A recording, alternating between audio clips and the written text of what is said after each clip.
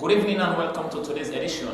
Here in this podcast, we're going to discuss about first-time traveling out of your country. In the studio today, I have with me a legend from Uganda. His name is Marvin.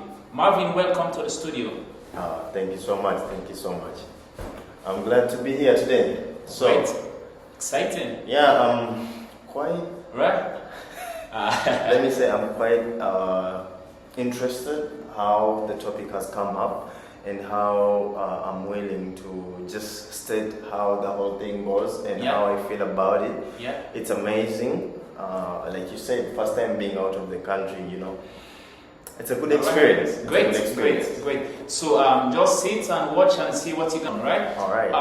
In this studio today, we're gonna discuss about traveling. We're gonna discuss about the difficulty of traveling. We're gonna discuss about the excitement. We're gonna discuss about the happiness, what we learn, what we miss during the way coming back home. I remember a lot going on. You understand? Yeah. So before we go further, can you just introduce yourself, your background, where you came from? That one is just a pre-intro. Can you just tell people about yourself? Okay. My name is Marvin. Right. A lot of people know me as Kamavinga. Kamavinga. But I'm Marvin. Kamavinga. I'm Ugandan and Rwandese. Right. My mom is Rwandese. My dad is Ugandan, so I'm Ugandan. Great.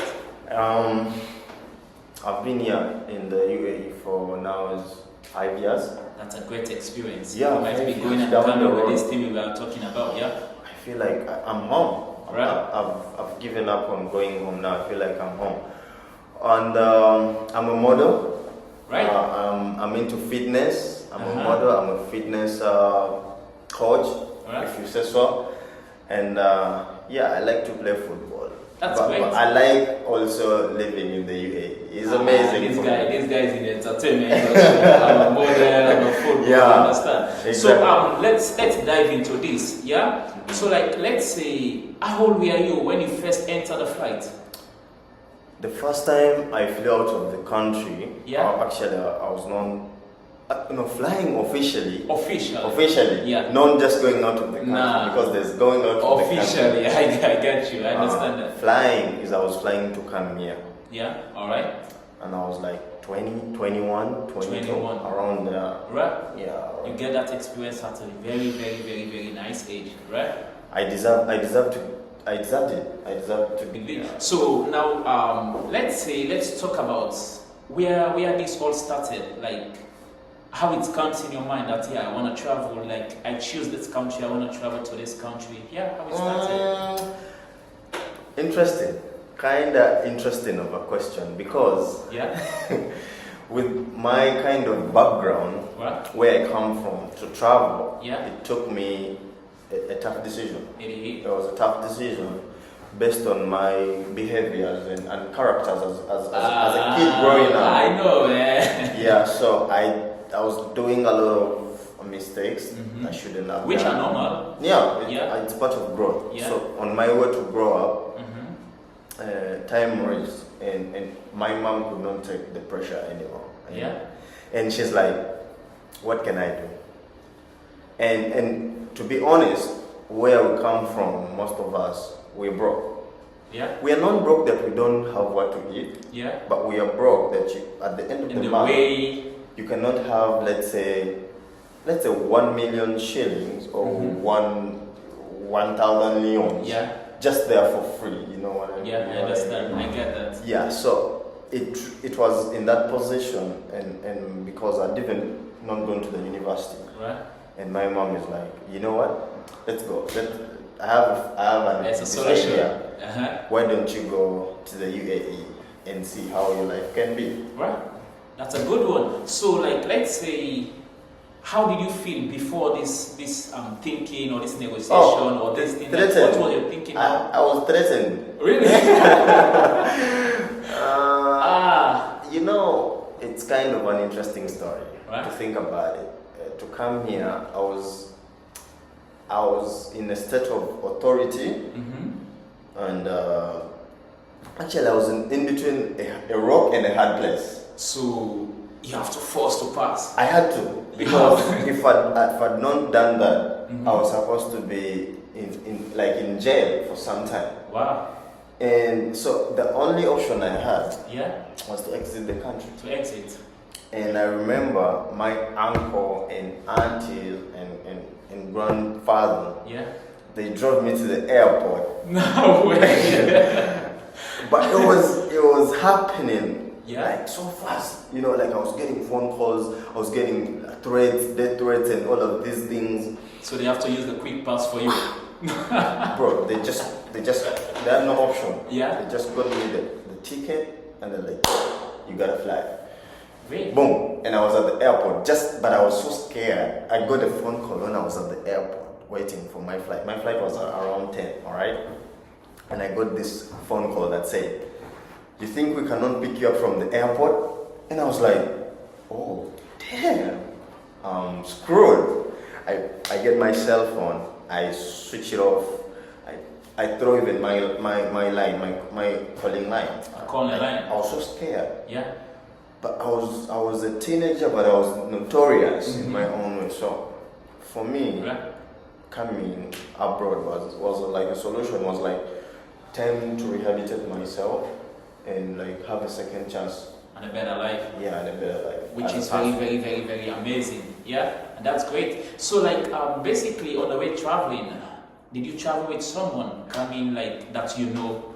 You know, I got to know people on the plane, but I wasn't in the mood to talk to anyone. Like a solo. Yeah, I came. It was a solo trip.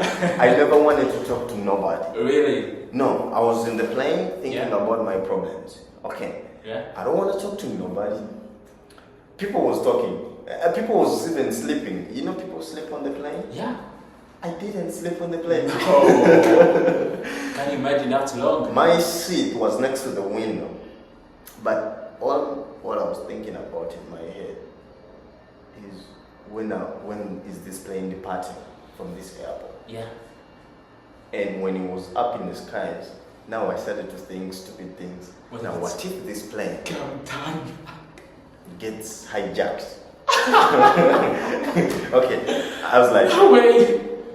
What if there's some random guy on this plane and he just hijacks the plane? That is one. Two, what if the plane just goes down and I'm on the plane? Now I can't swim. If the plane is going down and I was told if it's going down, they normally, put it on they land it on waters. Yeah.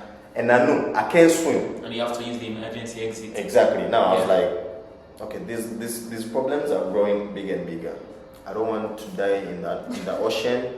I don't want to die in the wind. I don't want to die in the fire. I was like, so I was like, the sharks are going to eat me. The crocodiles are going to eat me. No way. You think that much? Bro, like the flight was 6 hours, but me, I was tripping. Wow. Because I had this phobia that I came abroad with. Living a situation that was at hand. Yeah. And I knew I was running away from something. So for me, there's no way my head would rest. So there's all these other illusions, all these funny things. They had to happen to me on the plane. On the plane. Yeah. And to make things worse, there was a lady seated next to me, but she was talking too much. And you feel pissed off. And I was mad. I was talking too much, and I think they were friends, and they were talking too much. And then I'm told I don't have enough leg room. Okay, now the plane where I'm seated, but I'm like this. Yeah. And I can't move my legs. With your legs under the feet. Exactly. Under the seat. I can't feel them. Yeah. And there's a notorious guy in front of me who just breaks his seat and he goes all the way. No way. So it means you're running away from a problem and the problem is there now. My guy. That was the only time I understood that being an African needs you to be strong. You have to. But when I got here, when the plane landed and we came out, they told me it's winter. It was in January, around January when I came. And the funniest thing is when I came out, I felt the heat. It was like, boom. And you thought they mistakenly took it to planet. No, I was like, they told me it's winter. Which winter are they talking about? I came putting on a hoodie, black hoodie, only to reach here. Yeah. It's just a difference of some degrees, going down. And I was like, you people joke too much. These people, they joke. They joke too much. They joke. Oh, yeah. But my life switched on immediately when I landed. Immediately. Yeah. I became like, which is the word? I felt like it was my shot at Hollywood. I felt like when I came here, it was my shot at Hollywood. I was just waiting for the right moment. It's a different chapter. Yeah. I think I told it to someone when I was flying, one of the people that escorted me to the airport. I told her. That's from family or friends? Yeah, family. I think it's my uncle's girlfriend or wife now. I told her, I think this is my turn and it's going to be my time. I gave her the signals because she was my friend, so we had that conversation. Yeah.